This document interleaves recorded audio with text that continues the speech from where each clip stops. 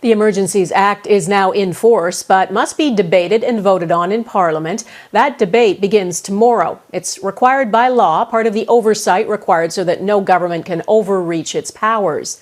The scope of those powers casts a wide net of criminal liability.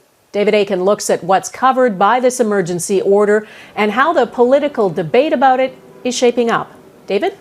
Donna, the powers detailed in the Emergencies Act are broad and they could apply right across the country. Blockades or unlawful assemblies are prohibited at all border crossings, all airports, all harbors, ports, power stations, hospitals, and so on. An exhaustive list of infrastructure assets.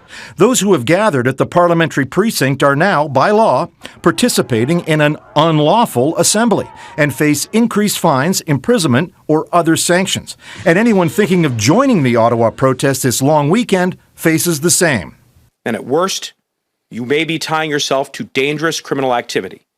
It is also now illegal to bring a child to an unlawful assembly. And that's a big deal because lots of parents have already brought their kids to the Parliament Hill occupation, and the presence of those children makes things a lot trickier for law enforcement. All of these Emergency Act provisions will automatically expire in 30 days, unless extended by the government. Notably, it will be up to local police forces, not politicians, to decide when and where an assembly or a blockade is unlawful. But that means the Emergencies Act could apply to blockades or protests in provinces such as Alberta and Quebec, where there are premiers who oppose the use of the Emergencies Act. Senators and MPs will debate and vote on these measures later this week.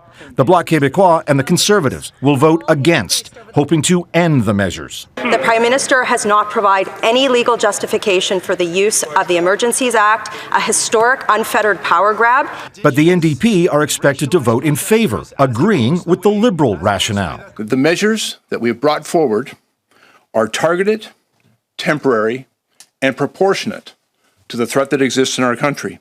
Now, the vote in the Senate could be a bit of a wild card. In any event, as politicians begin to debate, it's worth noting that the only place right now in the entire country where there is an illegal blockade or protest subject to the Emergencies Act is right here on Parliament Hill.